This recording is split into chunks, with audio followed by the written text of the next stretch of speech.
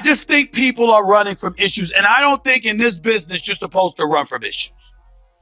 And the fact that everybody's running from the big elephant in the room involving the WNBA and the latest with Coach Stephanie White of the Indiana Fever going on a little tirade during a post-game press conference because people were accusing her of not supporting her player after Sophie Cunningham was essentially, knocked upside the damn head by Dejanay Carrington. Expose the controversy surrounding Stephanie White and the Indiana Fever. What happens when a head coach finds herself at the center of a growing battle with fans, critics, and the media? What happens when a controversial moment on the court turns into a much bigger debate about leadership, accountability, and public relations? That is exactly what has happened in Indiana.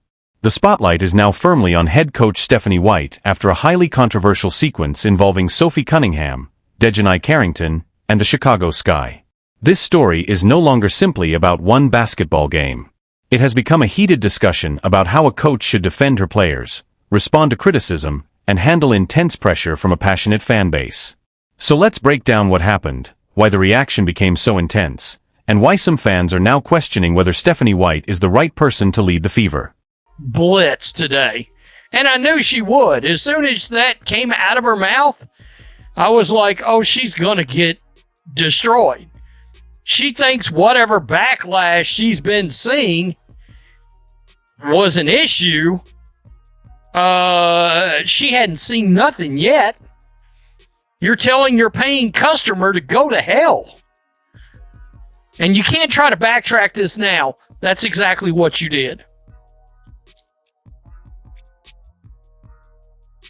You see, this team gets too, I've said this before, this team gets too much attention for her. Plain and simple. That's why I've said before you needed an NBA coach. Somebody that can handle all the scrutiny that's going to come with being the coach of Caitlin Clark.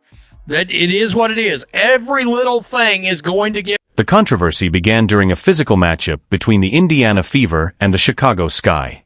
Sky player Dejanay Carrington was ejected after being assessed a flagrant 2 foul following contact involving Fever guard Sophie Cunningham.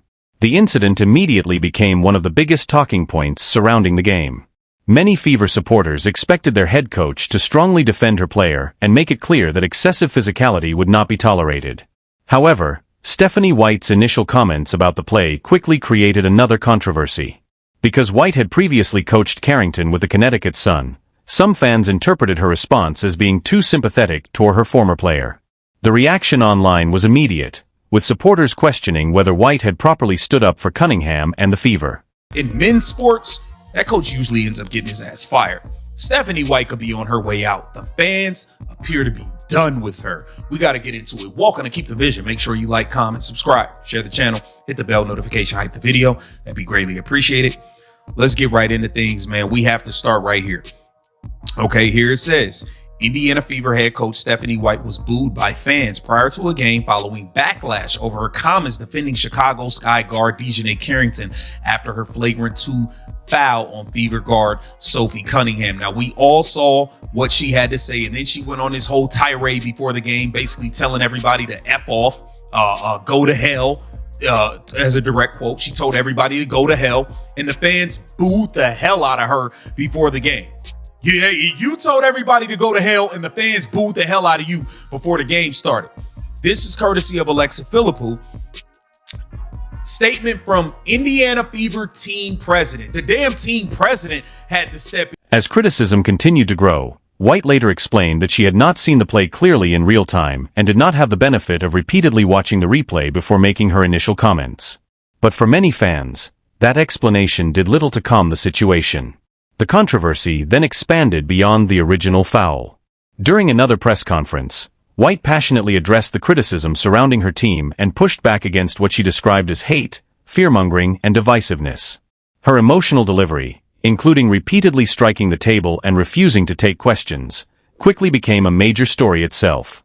White emphasized that she leads with love, grace, and humility, but she also used extremely strong language toward her critics, telling them to go to hell.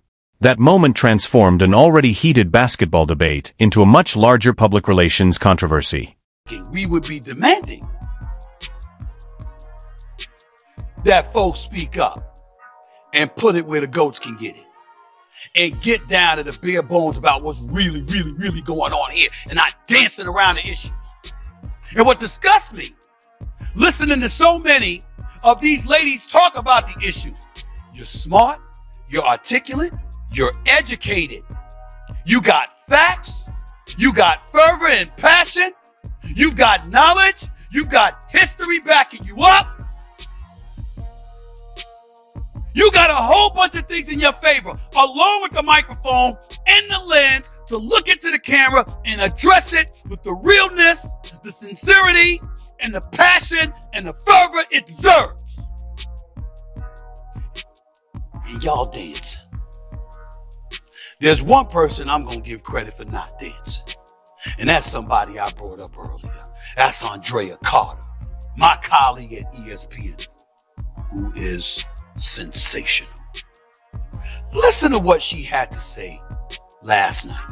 In reality, all of this emotion is coming from Steph White and what she said post-game about DiJonai, which she said it was a flagrant 2 foul, but she didn't think DiJonai was purposely going for her neck, and that DiJonai is a player that plays hard. That's essentially what Steph White said, and people were going crazy calling for her job because of that post-game statement. And I'm so interested in all those people that were piling on and calling for Steph White's job in this most recent week. How many Indiana Fever games have you actually watched?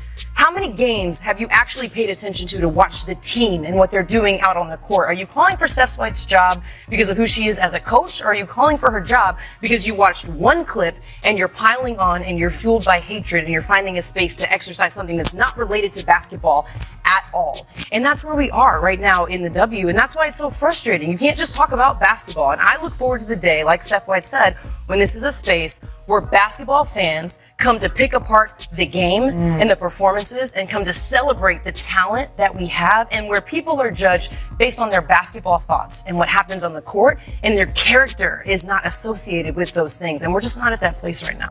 Hot piece and butter. Hot piece and butter. You remember that game? Or should I say hot piece of butter rather than hot piece of butter? Red light, green light, 1, 2, 3. You're getting closer and closer and closer because that's where Andrea Carter was going. She's getting warm. She's getting warm. White later attempted to shift the focus toward unity, explaining that she is human and that emotions can sometimes take over. She emphasized that the Fever remained connected and that outside criticism would not divide the team. However, her emotional appearance triggered another wave of debate online. Some supporters viewed her tears and emotional statements as sincere, while others accused her of using emotion to move attention away from the original controversy. The criticism became particularly intense among fans who wanted accountability rather than explanations. During a game against the New York Liberty, sections of the crowd reportedly booed White, showing just how heated the situation had become.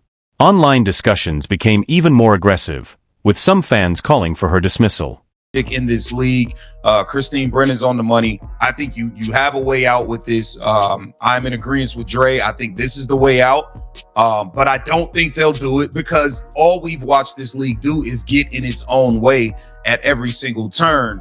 And at this point, I'm past looking for them to do the smart thing, the logical thing, what's best for business. I'm done looking for them to actually legitimize this league and not make it a pure clown show. I mean, Jason, we just had Sydney Colson, former Indiana Fever, talking about how they need to just go ahead and start their own Black and queer league. I mean, what are we even talking about? It's a circus, man. They have no clue what they're doing. This thing is full of emotion and no logic, and that is the problem. So, Maurice, and be quick but don't hurry here, because Steve, I got a question for you that I want to get to, and then I want to transition into a little Pat McAfee. But this rally last night and this blowout victory of the New York Liberty, and I thought the New York Liberty played poorly, seemed to be undermanned, but I'm sure Stephanie White and Kelly Krauskopf and Amber Cox, they're all sitting around. They're all rallying around Stephanie, and this is going to be great, and we're going to make a playoff run, and don't you see how together this has galvanized the team? Do you think it has? Do you think this is going to lead to a run into the WNBA finals?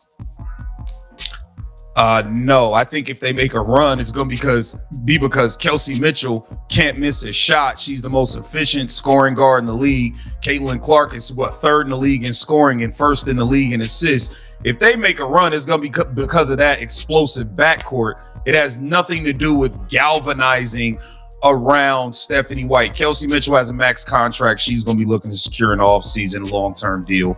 And obviously there's a lot for Caitlin Clark to prove. Sophie Cunningham's going to be looking to get paid once again.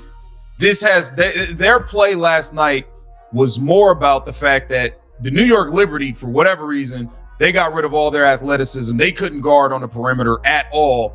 And Caitlin Clark and Kelsey Mitchell couldn't miss a shot. This was not about Stephanie White.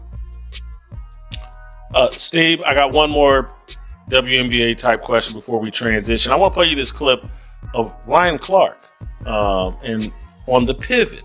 He's chiming in on the WNBA, and he's chiming in on Enes Kanter and Royce White, making the point, I think. The controversy reached another level when Indiana leadership publicly backed its head coach. Instead of distancing the organization from White, team leadership emphasized its confidence in her ability to keep the players focused and united despite the enormous attention surrounding the franchise. That decision created a clear divide between those demanding change and those supporting organizational stability.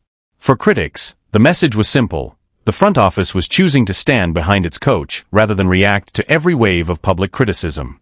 For supporters of White, however, defending the coach was necessary to prevent outside noise from disrupting the team. Even Caitlin Clark became part of the conversation after speaking about the situation and reminding people that coaches are human too. Her comments appeared aimed at reducing tension and keeping attention on the players and the season rather than the growing drama surrounding the coaching staff.